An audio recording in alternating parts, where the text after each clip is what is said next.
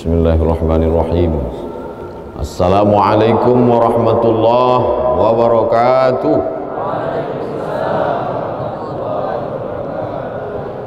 Alhamdulillahilladzi bi ni'matihi tatimmu shalihat.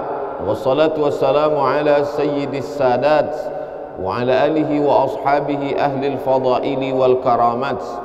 Subhanaka la ilma lana illa ma 'allamtana innaka antal alimul hakim. Rabbi shrah li sadri wa yassir li amri wahlul 'uqdatam min lisani yafqahu qawli. Man shalla subha fi jama'atin kana fi zimmatillah. Siapa yang sholat subuh berjamaah, maka dia dalam tanggungan Allah, dalam tanggung jawab Allah, dalam perlindungan Allah. Maka kita semua yang sholat subuh berjamaah ini dalam fi zimmatillah, dalam tanggung jawab Allah, dalam kuasa Allah, dalam perlindungan Allah dari segala macam mara bahaya, musibah, penyakit, dan dijaga dalam istiqamah iman dan Islam. Man shalla subha fi jama'atin, siapa yang sholat subuh berjamaah, thumma qa'ada yadhkurullah, duduk berzikir mengingat Allah, thumma hatta tatlu'a syamsu, sampai terbit matahari, thumma yusalli raka'ataini, sholat sunat 2 rakaat, kanat lahu ka'ajri hajjatin wa umrah, maka dia dapat pahala seperti haji dan umrah, tammah. Diriwayatkan oleh Imam Abu Isa ibni Sawrah At-Tirmidzi dalam kitab yang masyhur disebut Sunan At-Tirmidzi, tapi disebut juga nama lain kitabnya sama, Jami' At-Tirmidzi. Disebut dia Jami' karena di dalamnya ada aqidah, ada syariah, ada akhlak.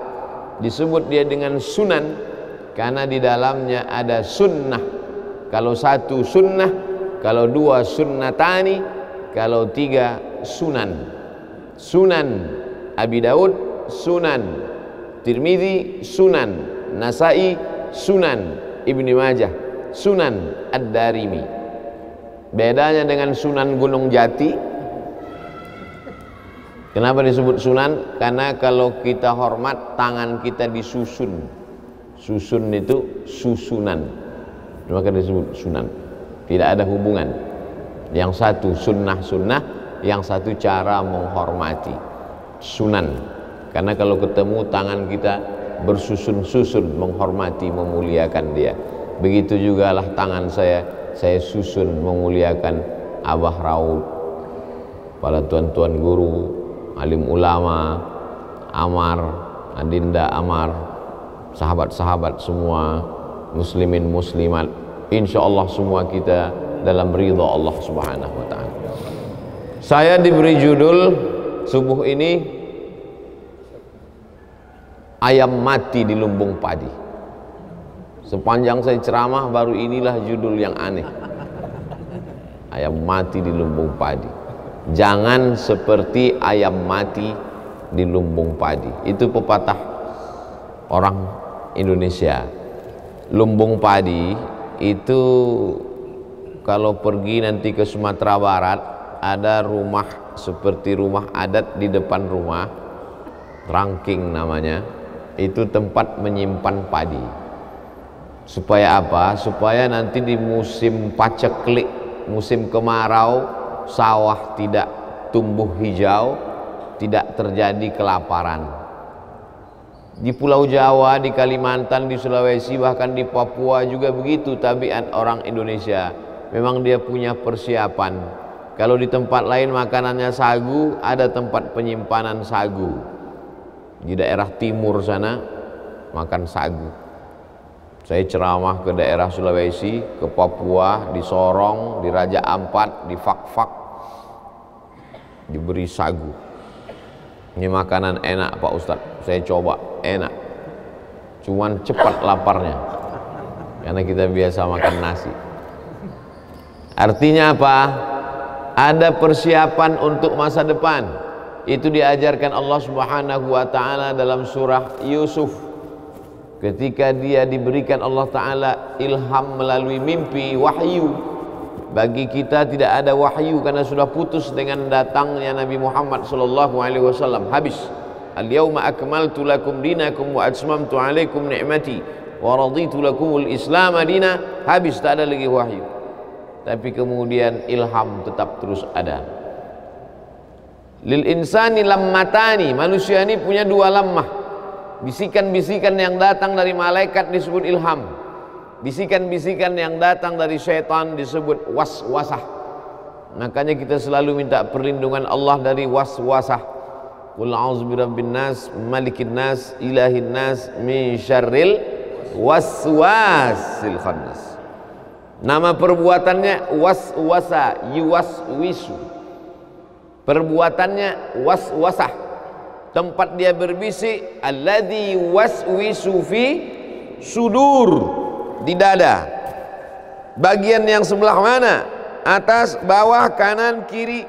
Yang sebelah kiri. Tempat jantung berdetup, berdetak, berdegup sebelah kiri. Makanya jantung itu kita isi dengan zikir. Afdalu zikri fa'lam annahu la ilaha illallah. Ke situ untuk mengusir bisikan-bisikan setan. Tabiat dia khannas, bersembunyi. Kenapa disebut dia bersembunyi?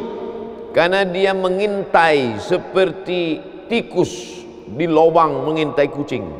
Kalau dia lihat ada kucing, dia khannas, bersembunyi. Tapi ketika dia lihat tidak ada kucing, dia keluar.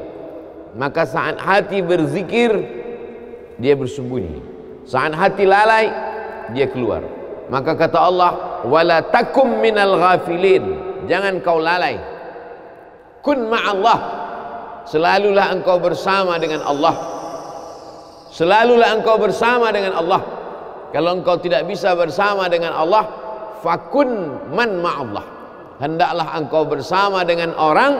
Kalau kau duduk dengan dia, kau ingat Allah. Makanya kalau duduk dengan almarhum dulu, ingat Allah. Duduk dengan Abah Raud, ingat Allah. Saya kalau duduk dengan ulama itu, Pak Ustadz, saya ingat Allah. Alhamdulillah. Tapi kalau saya duduk dengan Ustadz, saya ingat proposal. Oleh sebab itu maka kun ma'allah. Untuk apa? Mengusir khannas yang bersembunyi tadi. Maka kita ini dikatakan dalam tema yang diberikan, jangan seperti ayam mati di lumbung padi. Kenapa ayam bisa mati di lumbung padi? Ayam itu kan mati karena kelaparan. Kenapa bisa di lumbung padi, tempat penyimpanan padi, menunggu masa paceklik, masa kering, sedangkan orang saja tidak akan mati karena padi itu ada, padahal dia berada di lumbung padi itu. Kenapa bisa mati? Karena dia tidak mau apa bahasa Indonesia, mencotokkan, menggunakan paruhnya untuk memakan padi itu. Dia tidak mau, dia biarkan dirinya mati binasa, tidak mau dia makan padi itu. Oleh sebab itu, adakah manusia seperti ini disebutkan dalam Al-Quran yang sejalan dengan peribahasa ini? Ada. Siapa dia? Kamatsalil himari yahmilu asfara, seperti keledai membawa kitab. Keledai dipakai untuk menarik gerobak. Isi gerobak itu di belakang kitab berjilid-jilid. Tapi ada manfaat kitab itu bagi keledai? Tak ada. Jadi kalau dalam peribahasa kita dipakai ayam, di Mesir, di Arab yang dipakai keledai. Keledai selalu dipakai untuk konotasi negatif yang jelek-jelek.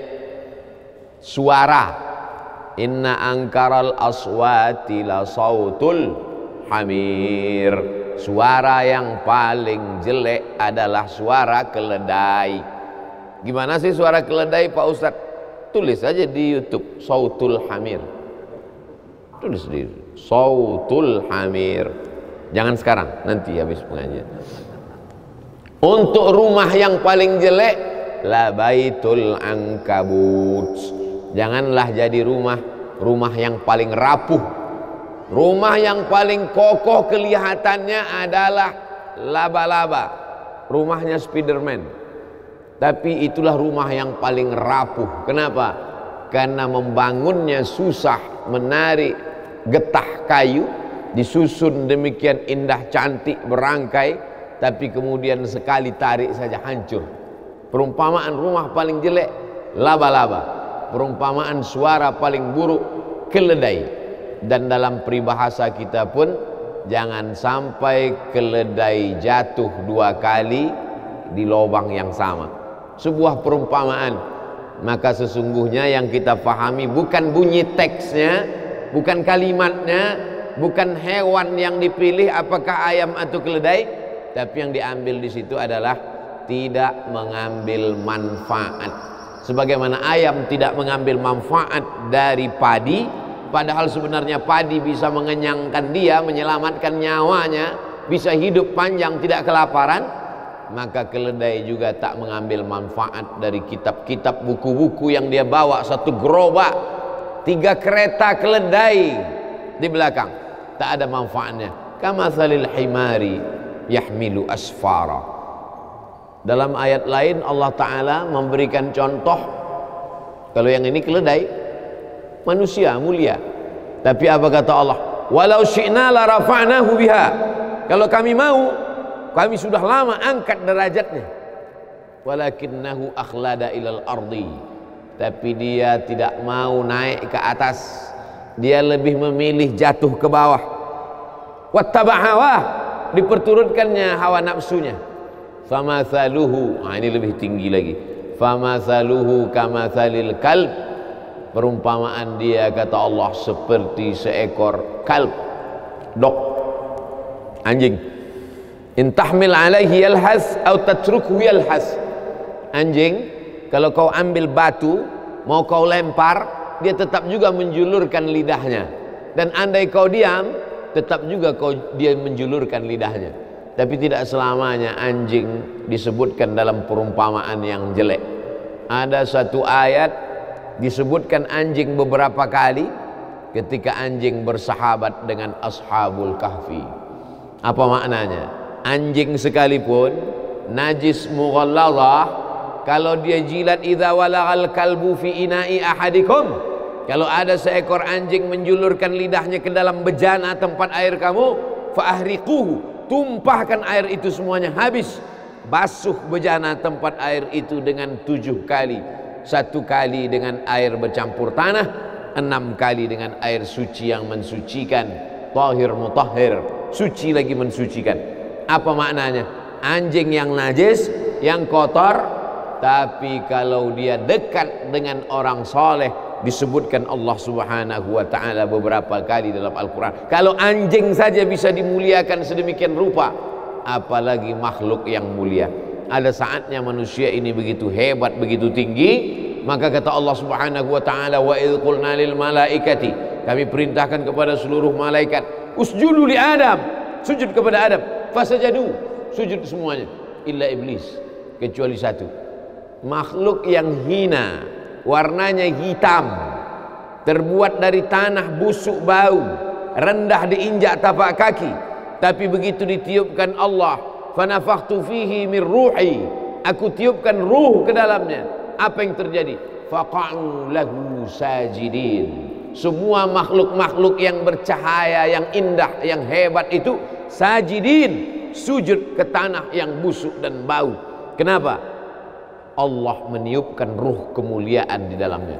Tapi ketika dicabut Allah Ta'ala kemuliaan dari tanah yang busuk dan bau itu, apa yang terjadi? Ulaika kal an'am, mereka seperti binatang, lebih rendah daripada kambing, onta, lembu. An'am, binatang ternak. Balhum adal, bahkan lebih hina lagi daripada itu. Jadi saya ingin menjelaskan bahwa peribahasa sesungguhnya sejalan dengan yang dipakai Allah Ta'ala dalam Al-Quran, karena target yang ingin dicapai dari perumpamaan-perumpamaan itu adalah menyentuh hati manusia. Perumpamaan seekor keledai, perumpamaan rumah laba-laba, perumpamaan tentang manusia, perumpamaan tentang ayam di lumbung padi. Target yang ingin dicapai adalah menyentuh. Bagaimana cara Allah Ta'ala menyentuh hati manusia supaya kalau sudah hati itu tunduk, yang lain ikut menjadi tunduk. Ala fil jasadi mudghah, ketahuilah dalam jasad ini ada segumpal Jika salahal jasadu kulluh, kalau yang segumpal ini baik, yang lain ikut menjadi baik. Wa idza salahat, kalau dia baik, salahal jasadu kulluh. Wa idza fasadat, kalau dia rusak, fasadal jasadu kulluh, ala wahyal qalb, itulah dia hati. Maka hati ini diperbaiki. Di mana letak memperbaiki hati? Satu Indonesia ini orang datang kemari untuk memperbaiki hati.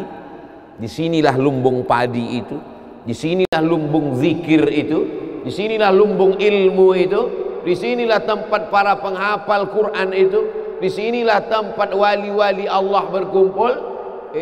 Tiba-tiba ada ayam kelaparan di lumbung padi.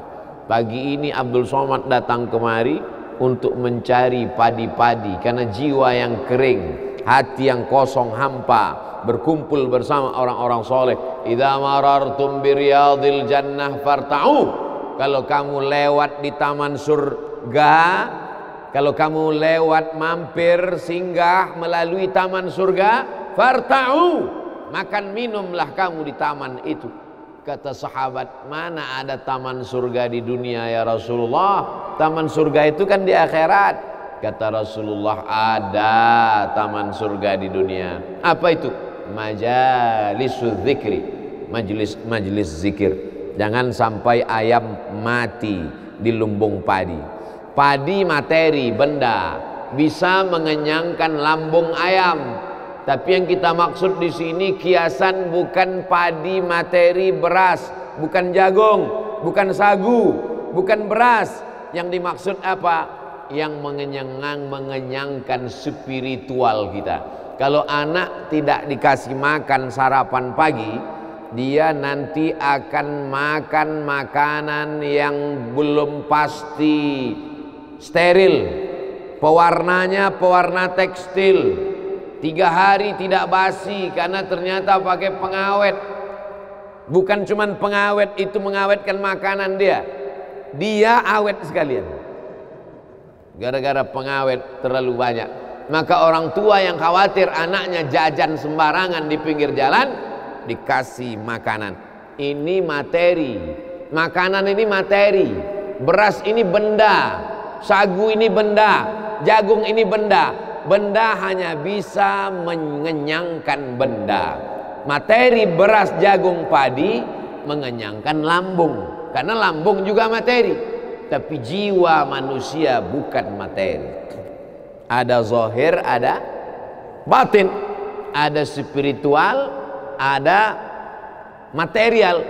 Makanya selalu dalam sambutan kami berterima kasih kepada seluruh panitia yang sudah memberikan sumbangan material maupun spiritual. Sesungguhnya orang-orang barat yang mengikut filsafat wujudiyah, ada namanya filsafat wujudiyah. Wujud artinya ada. Dia hanya percaya pada sesuatu yang ada di depan mata. Apakah Abdul Somad itu ada? Ada. Kenapa dia ada? Karena bisa dilihat mata, bisa ditangkap dengan panca indera, bisa disentuh dengan tangan. Maka Abdul Somad itu ada. Adakah ruh Abdul Somad? Ruhnya tidak ada. Karena ruh tidak bisa dilihat mata, tidak bisa disentuh tangan, tidak bisa diraba, ditangkap dengan panca indera. Maka tidak ada. Filsafat itu disebut dengan filsafat wujudiyah. Bahasa Inggrisnya materialism. Diambil dari kata materi, benda. Maka kalau tidak nampak, tidak ada. Malaikat kiraman katibin, tidak ada. Raqib dan atid, tidak ada. Alam barzah, tidak ada. Sorga, tidak ada. Karena tak dilihat oleh mata. Puncaknya adalah Tuhan, tidak ada. Maka lahirlah generasi-generasi ateis. A, tidak ada. T, Tuhan. Is, keyakinan. Ateis, keyakinan yang meyakini bahwa Tuhan tidak ada. Tapi aneh bin ajaib, ketika dia mau mati kecelakaan, dia minta tolong, dia tulis SOS, save our soul, selamatkan jiwa kami. Katanya tidak percaya kepada yang gaib, tapi dia minta selamatkan, save our soul, Mestinya kalau tidak percaya kepada jiwa, tidak percaya kepada roh, tidak SOS, SOB, save our body. Dan dalam lagu kebangsaan Indonesia kita nyatakan kami percaya kepada yang zahir dan batin. Indonesia Raya, bangunlah jiwanya dulu dibangun, barulah bangun badannya. Maka membangun badan ini nomor 2. Tapi kalau kita tonton TV, iklan yang paling banyak itu membangun jiwa atau membangun badan? Membangun badan. Cobalah tonton TV, ambil kertas, bawa pena. Dari jam 6 pagi sampai jam 6 sore nanti tonton. Kasih ambil kertas, garis di tengah, buat membangun jiwanya, membangun badannya. Berapa yang membangun jiwa, berapa membangun badan. Air ini membangun jiwa, membangun badan. Membangun badan. Dia materi. Maka materi hanya bisa menyelesaikan masalah materi. Masalah materi mana yang mau diselesaikan dengan materi ini? Materi ini. Materi mana yang bisa diselesaikan dengan sarapan? Materi lambung. Tapi masalah materi jiwa, sebetulnya jiwa itu beradanya di mana, Pak Ustadz? Di sini atau di sini? Ikhtilaf para filosof. Yang satu mengatakan fid dimal, di otak. Yang satu mengatakan fil qalb, di jantung. Saya tidak suka ikhtilaf. Karena kata Nabi, kata Allah dalam Al-Quran, kata Nabi dalam hadis, la takhtalifu fakhtalafat qulubukum. Jangan kamu ikhtilaf, nanti hati kamu ikut menjadi ikhtilaf. Saya mengkombinasikan aja antara dua pendapat ini. Berawal dari jantung naik ke otak. Jadi kalau ada mengatakan, sebetulnya kita saat berpikir itu di mana? Di sini atau di sini? Am ala qulubin afala yatadabbaruna al-Qur'an. Mengapa mereka tidak merenungkan Al-Quran? Am ala qulubin aqfaluha, atau hati mereka terkunci? Kalau begitu berpikir itu di hati katanya. Ini dalil mereka yang mengatakan bahwa letaknya itu yang gaib itu letaknya di hati. Dan banyak sekali hadis-hadis mengatakan di hati. Tapi banyak orang selalu mengatakan marilah kita berpikir. Pernah nggak orang ngomong marilah kita berpikir? Think, marilah kita berpikir. Lalu saya temukan ada pendapat yang mengkombinasikan antara duanya. Kata dia berawal dari jantung, dari kemudian naik ke otak. Sesuai dengan para dokter ahli medis kita juga berkata demikian.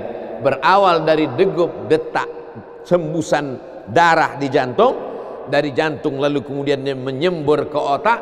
Otak ini disegarkan, lalu dari otak turun ke mata, dari otak ke tangan. Makanya orang kalau sudah bermasalah otaknya, makan otak-otak. Kalau sudah bermasalah di otak, akhirnya bermasalah di lain.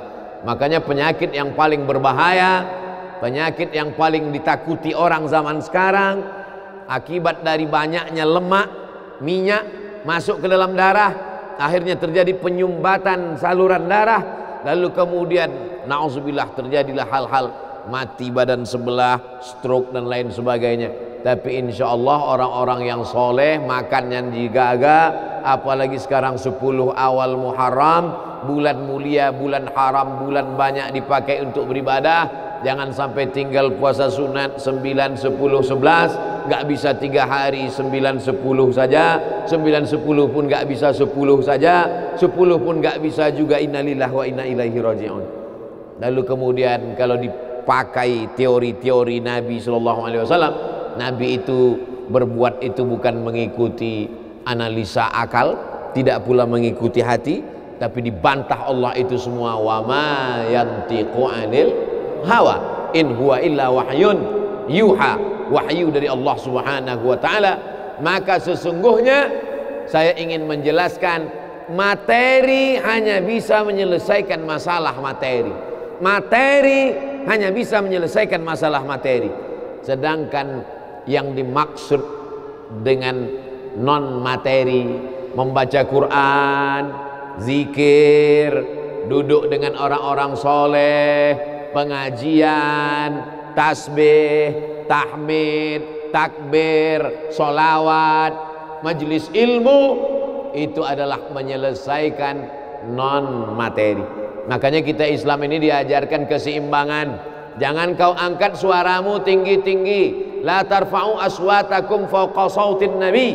Jangan kau angkat suaramu melebihi suara Nabi. Orang Arab Badui yang tidak sopan meninggikan suara di depan Nabi. Turun ayat, la tarfa'u aswatakum fawqa sautin nabi. Maka kata Allah Ta'ala yang paling baik itu pertengahan. La tajhar bi salatika. Jangan kau jaharkan doamu terlalu melambung melengking. Wala tukhafid biha. Jangan pula kau khafi sampai tak terdengar. Wabtaghi baina dzalika sabila. Tapi carilah jalan tengah. Makanya umat Islam ini adalah jalan tengah. Umat ini adalah umat pertengahan. Wa kadzalika ja'alnakum ummatan wasata. Yang satu mengatakan Nabi Isa itu dinaikkan ke atas terlalu tinggi. Wa qalatil yahudu Uzair bin Allah wa qalatin nasara al-masih ibn Allah. Al-Masih anak Allah, terlalu tinggi. Yang satu pula Yahudi mengatakan Isa anak zina. Mereka tuduh Maria berzina dengan Joseph si tukang kayu. Anak zina, jatuh ke bawah, rendah, hina. Maka abuki imra'a sau'in. Bapakmu bukan preman, orang jahat. Wa makanat ummuki baghiya. Ibumu bukan baghiya, wanita tunasusila.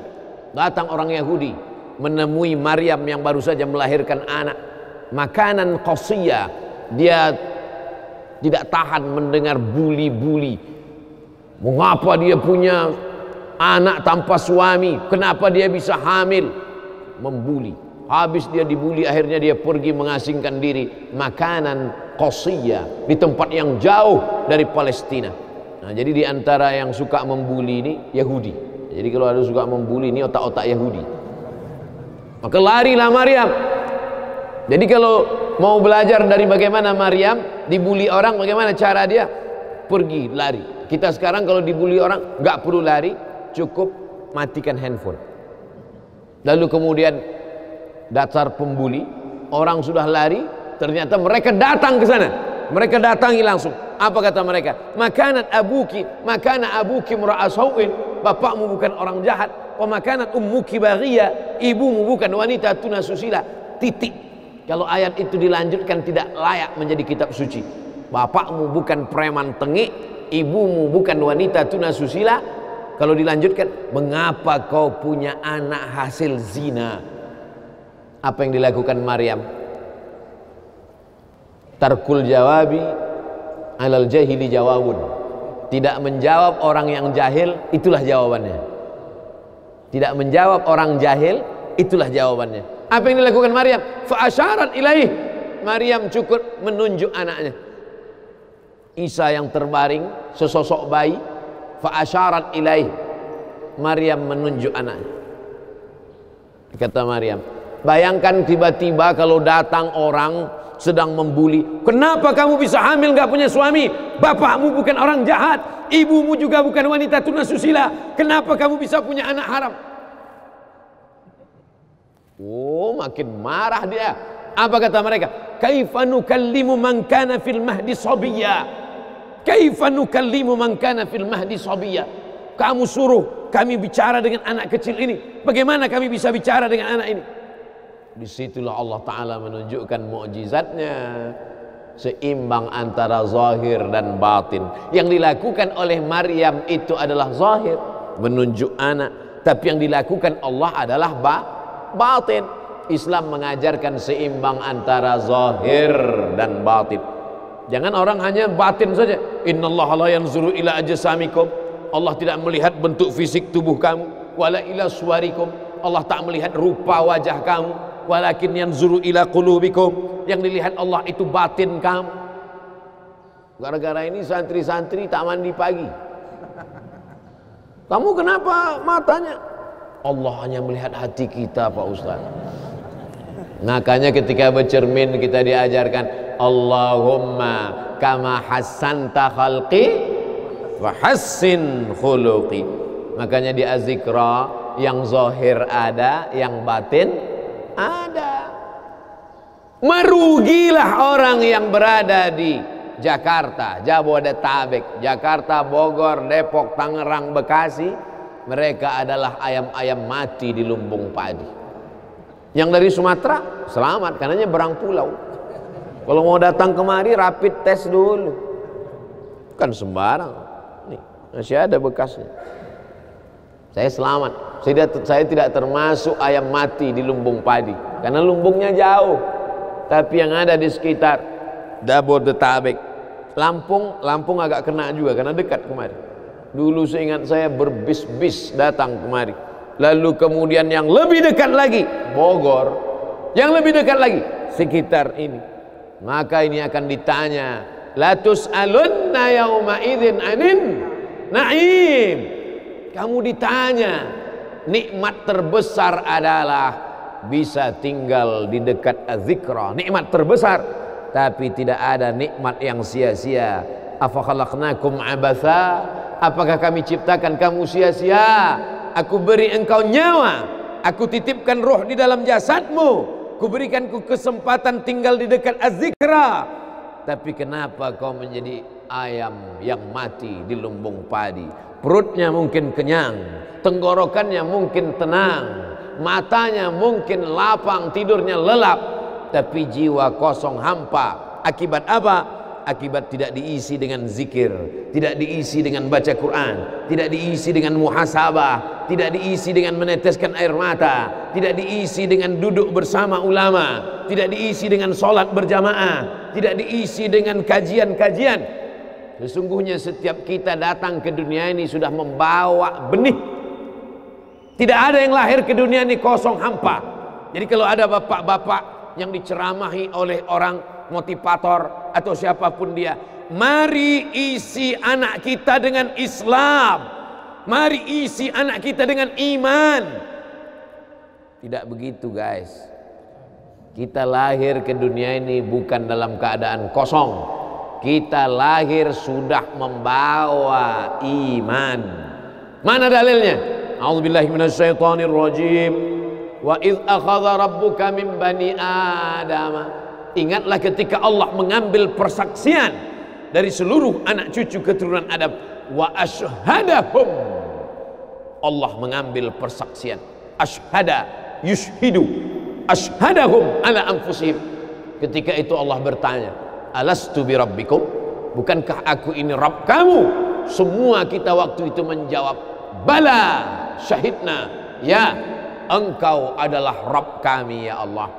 Setelah kita diisi, barulah kita masuk ke dalam rahim ibu kita, barulah turun ke bumi, barulah datang kemari.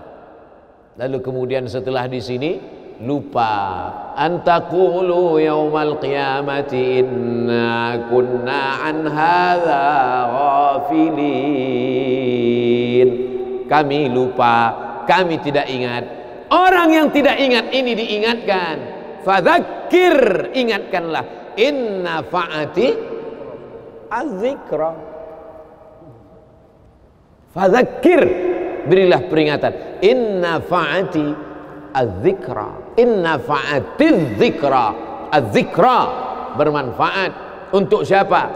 Liman yakhsha, bagi orang yang takut bahwa dia nanti akan bangkit dari tanah, bahwa dia akan hidup sekali lagi, bahwa ruh dan jasadnya akan dipertemukan lagi. Apa mungkin kita ini akan hidup lagi Pak Ustadz? Ucapanmu sama seperti ucapan Asi bin Wa'il yang membawa tulang kering kerontang yang sudah putih tak ada lagi warna. Lalu dia bertanya, hal yuhyi rabbuka hadzal 'idhama ba'da ma baliya wa ramma. Apakah bisa Tuhanmu menghidupkan tulang ini lagi ya Muhammad? Nabi sallallahu alaihi wasallam diam sampai Jibril datang membawakan jawaban. Qul yuhyiha alladhi ansha'aha awwala marrah. Katakan ya Muhammad sallallahu alaihi wasallam kepada Asi bin Wa'il yang tak percaya bahwa tulang itu akan hidup sekali lagi. Yuhyiha alladhi ansha'aha awwala marrah. Dia yang menciptakan tulang itu sebelum ada, menjadi ada. Sekarang setelah ada, dibuatnya menjadi tidak ada, akan dikembalikannya lagi menjadi ada. Sedangkan menciptakan yang tidak ada menjadi ada saja dia sanggup, apalagi yang pernah ada dibuatnya menjadi tidak ada, dikembalikannya lagi menjadi ada. Innama amruhu idza arada syai'an ayyakula lahu kun. Azmuz zanab, ujung tulang ekor sebesar ibu jari, tulang belakang sampai ke bawah, yang lain hancur. Ketika digali makam kuburan, ada yang tulang-tulang hanya tinggal tulang paha saja, ada yang hanya tinggal gigi dan rambut saja, yang lain hancur. Tapi ada satu yang tidak hancur, kata Allah, disampaikan Nabi Muhammad SAW, ujung tulang ekor sebesar ibu jari. Maka dari itulah nanti yang akan ditunjuk, tumbuh sel-sel tulang, tumbuh kulit-kulit, tumbuh darah daging, bangkit menjadi manusia sempurna di hadapan Allah. Masuk surga itu roh dan jasad. Jannatin tajri min tahtihal anhar. Sungai, air sungai dengan gemericiknya masuk kaki ke dalam air sungai, itu adalah jasad. Kulit menyentuh air sungai terasa dinginnya, itu jasad. Zamharira adalah cahaya matahari yang tidak tembus ke bawah. Kenapa cahaya matahari tidak tembus? Karena ada ranting-ranting kayu yang saling terkait satu dengan lain, sehingga kalau duduk di bawah maka cahaya matahari tidak tembus ke bawah. Itu jasad. Maka yang masuk surga itu adalah roh dan jasad menurut Ahlus Sunnah wal Jamaah. Kalau masuk surga cuman roh, saya nggak mau. Mimpi masuk surga. Abdul Somad akan masuk surga beserta roh dan jasad, kembali sempurna. Makanya kata Nabi, la yadkhulul jannata ajuz, tak masuk surga orang tua. Menangis semua orang tua, sedih karena tak masuk surga. Nabi tersenyum. Kata Nabi, bukan kamu tua tak masuk surga, kamu akan kembali muda usia belia 30, 31, 32, 33. Karena masuk surga itu adalah orang-orang muda, anak-anak muda yang bisa menikmati dunia. Begitulah mereka masuk ke dalam surga. Apa makna ucapan Nabi itu? Ruh dan jasad masuk ke dalam surga Allah. Lagi-lagi kita sedang diajarkan keseimbangan, bahwa kita lahir membawa iman, tapi iman ini bisa mati. Benih letakkan di tanah pasir kering kerontang, tidak disiram, mati dia, kering. Bagaimana menghidupkannya? Dihidupkan dia dengan ilmu. Tidak ada majelis ilmu yang paling banyak untuk saat ini, majelis ilmu di Az-Zikra. Semua ustadz didatangkan kemari. Ustadz Tengku Zulkarnain, Abah Raud tidak usah disebut lagi, memang beliau guru dari almarhum, Masya Allah tabarakallah. Lalu kemudian para masyaikh, Ustadz Adi Hidayat, Buya Yahya, tak dapat disebutkan satu persatu, Kiai Haji Abdullah Gimnastiar, para alim ulama, alumni Al-Azhar Mesir, alumni dari Yaman, Tarim Hadramaut, Darul Mustafa, Rubat Tarim, berdatangan kemari semua. Majelis ilmu, majelis ilmu. Lagi-lagi ayam mati di lumbung padi. Apa sebenarnya yang terselit dari peribahasa itu? Iman mati karena tidak disirami dengan ilmu. Ilmu, ilmu, ilmu. Datang seorang jamaah menemui saya, Ustadz Somad, saya kena penyakit insomnia, gak bisa tidur malam. Jam 2 malam mata saya masih berkedip-kedip. Bismika Allahumma ahya wa amut, gak mempan. Sebabnya apa Pak? Sebabnya saya beli tanah. Setelah beli tanah, tanam kelapa sawit, dipupuk, dijaga, 3 tahun berbuah. Pas mau dipanen, sudah dipanen orang duluan. Ternyata tanahnya bermasalah, dibawa ke pengadilan, dia yang menang. Akhirnya sampai jam 2 malam gak bisa tidur. Apa yang terlintas dalam pikiran? Kenapa beli tanah, kenapa tanam sawit, kenapa beli tanah, kenapa tanam sawit, kenapa diambil orang, kenapa dulu nggak ternak ikan aja, kenapa nggak ternak puyuh? Berbulan-bulan nggak bisa tidur. Akhirnya pergi ke psikiater. Pak psikiater, ya saya sudah 2 bulan nggak tidur-tidur Pak psikiater. Akhirnya Pak psikiater buat resep. Ini obatnya, yang ini dimakan sebelum makan, yang ini dimakan setelah makan, yang ini 3 kali, yang ini 2 kali. Akhirnya memikirkan resep itu, makin nggak bisa tidur. Dimakan, tertidur. Dosisnya habis, terbangun. Kenapa beli tanah, kenapa tanam? Setelah dimakan, muncul masalah baru. Terlalu banyak makan obat, terjadi kekacauan tubuh. Akhirnya kena buah pinggang, muncul masalah baru. Sampai akhirnya saya ketemu MP3 Ustadz. Saya dengarkan sebelum tidur malam. Begitu saya dengar, saya tertidur. Makanya saya tidak marah kalau ada jamaah itu tidur. Itu menunjukkan jiwanya tenang. Karena dia tidak kena penyakit insomnia. Orang Amerika, orang Eropa, mobilnya mewah, apartemennya cantik, rumahnya megah, duitnya banyak, dolarnya bejibun, gak bisa tidur karena masalah hidup dunia. Kita naik angkot kelewatan gang. Itu menunjukkan apa? Di mana letak ketenangan itu? Huwallazi anzala sakinata fi qulubil mu'minin. Dia yang menurunkan ketenangan ke dalam hati orang yang beriman. Oleh sebab itu maka iman ini mesti disiram dengan ilmu. Majelis ilmu adalah majelis zikir. Majelis ilmu adalah majelis turunnya rahmat dan barakah. Majtama'a qaumun fi baitin min buyutillah. Sekelompok orang berkumpul di rumah Allah, yatsluna kitab Allah, membaca ayat-ayat Allah, wa yatadarasunahu fima bainahum, mengkaji isinya. Nazalat alaihimus sakinah, turun ketenangan. Wasyiyat bihimur rahmah, turun rahmat kasih sayang Allah. Haffat bihimul malaikah, dikelilingi oleh para malaikat. Wa dzakarahumullahu fi man indah, dibanggakan Allah Ta'ala dengan para malaikat. Tadi malam ketemu dengan murid dari Syekh Muhammad Yasin bin Isa Al-Fadani di Zawiyah Raudhah. Ketemu, cium tangan, barokah, zikir, sholawat, tenang jiwa. Lalu kemudian subuh ini ketemu dengan Abah Raud, ketemu dengan para penghafal Quran, ketemu dengan santri-santri, tenang jiwa. Tidak ada yang menenangkan jiwa ini selain daripada majlis zikir, majlis ilmu. Betapa meruginya ayam-ayam mati di lumbung padi. Benih tidak disiram, mati. Benih yang disiram dengan majlis ilmu tumbuh, tapi tidak berbuah. Maka mesti disiram pakai pupuk buah. Datang konsultasi, ini kenapa tidak berbuah? Kenapa ini tidak berbuah? Karena ternyata dia mesti diamalkan. Sudah dapat ijazahnya, sudah talaqi, sudah halaqah, kenapa enggak berbuah? Belum diamalkan. Paksa-paksakan diri sebelum tidur malam, wudhu dulu, sholat witir. Paksa-paksakan diri bangun malam, tahajud.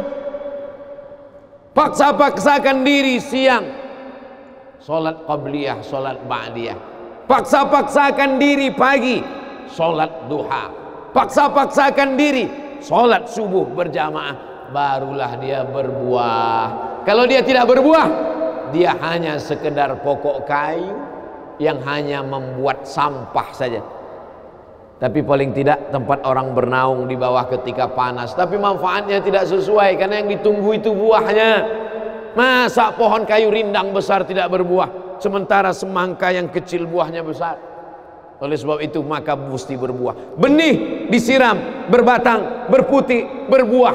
Buahnya ranum, cantik dan indah. Begitu dibelah tak bisa dimakan. Kenapa? Ulat semua isinya. Oleh sebab itu mesti dijaga. Benihnya disiram. Apa yang bisa menjaga ini? Diprotek dia. Kenapa apel tidak dimakan ulat? Bukan karena ulat tidak sanggup beli apel, tapi karena disemprot pestisida. Ulat tahu ini ada pestisidanya, maka dia tidak makan. Kita nggak tahu, dimakan. Ikan asin tidak dikerubungi lalat, tidak ada satupun lalat yang hinggap di ikan asin. Kenapa? Karena lalat tahu ikan asinnya pakai formalin. Manusia nggak tahu. Pintar mana manusia dari lalat? Jangan jawab. Akhirnya orang makan, menumpuklah pestisida dan formalin dalam darah. Apa namanya? CANCER, cancer. Karena dia tidak larut dalam tubuh. Yang lain-lain larut. Makanan-makanan larut menjadi energi, menjadi sampah, dibuang menjadi kotoran. Sama seperti daun, kalau jatuh ke tanah larut menjadi pupuk. Tapi plastik tidak larut, maka plastik sampah bertebaran. Oleh sebab itu maka ini mesti dijaga. Apa yang bisa menjaga buah apel supaya tidak berulat? Jagalah dia dengan ikhlas. Kamu kenapa nggak ke masjid? Saya kalau ke masjid riak, maka saya nggak ke masjid biar ikhlas. Tarkul amal li ajlin nas riak. Kata Imam Fudail bin Iyad, tarkul amal li ajlin nas riak. Tidak jadi beramal karena takut dipuji orang. Riya. Wal amal li ajlihim syirik. Beramal karena ingin dipuji orang, syirik. Kenapa kamu nggak pakai sorban? Takut dipuji orang. Riya. Pakai saja sorban anak. Jangan takut dipuji orang. Pakai sorban, yakinkan dirimu. Baik. Ustaz, kenapa nggak pakai sorban? Ada masanya nanti pakai sorban. Tarkul amal li ajlin nas riya. Tapi beramal, tapi saya nggak tahan Pak Ustadz, dipuji orang. Luruskan, karena pujian pasti akan selalu datang. La'atiyannahum min baini aydihim wa min khalfihim wa an aymanihim wa an syama'ilihim. Datang dari depan, dari belakang, dari kanan, dari kiri, dari dalam. Alladzi yuwaswisu fi sudur, dari dalam, dari depan, dari belakang, dari kanan, dari kiri, dari dalam. Dari dua aspek, minal jinnati wan nas, dari yang zahir, dari yang batin, berdatangan dia. La uwiyannahum, aku akan goda anak cucu Adam. Sampai kapan? Madamat arwahuhum fi ajsadihim. Selama roh masih bersemayam dalam jasad, selama masih hidup, dia terus menggoda. Kapan kita berhenti dari godaan ini? Nanti setelah terbaring, terbujur kaku, bahkan sampai mau sakaratul maut pun dia tetap menggoda. Itulah makanya orang berzikir tidak bisa digoda waktu sakaratul maut. Kenapa? Karena la ilaha illallah akan terngiang di telinganya. Subhanallah walhamdulillah wa la ilaha illallah wallahu akbar. Subhanallah walhamdulillah wa la ilaha illallah wallahu akbar. Kalau itu diucapkan sekali, 10 kali, 100 kali, 1000 kali, terngiang dia di telinga kita. Bahkan ketika kita mau tidur malam pun terngiang dia. Bahkan ketika kita mengigau di tengah malam pun itu yang terngiang. Maka saat mau sakaratul maut pun itu juga yang akan datang. Apa yang kau ucapkan, apa yang kau dengar, apa yang kau pikirkan, apa yang kau renungkan, itu yang akan datang waktu sakaratul maut. Seorang bapak sudah diponis dokter, panggil istrinya, panggil anaknya, bawa ini ke rumah, nunggu malaikat maut datang. Sudah nggak ada obat. Bapak sudah koma, nggak sadar-sadar di rumah sakit. Kalau tetap dipertahankan di ruang ICU, hanya ngabiskan uang saja. Dokter kasihan dengan keluarga, bawa ini pulang. Karena kalau dibawa pulang pasti mati. Begitu mau dibawa pulang, matanya terbuka, sadar dia. Sadar. Ketemu sama saya tanya, apa yang membuat bapak sadar? Waktu saya sedang koma itu datang Abdul Somad. Terus apa kata Abdul Somad itu? Nanya kapan tablik akbar. Akhirnya saya terbangun. Kapan tablik akbar? Saya terbangun, saya pulang ke rumah, saya kumpulkan panitia buat tablik akbar. Datang. Saya heran. Kok bisa saya yang datang waktu itu?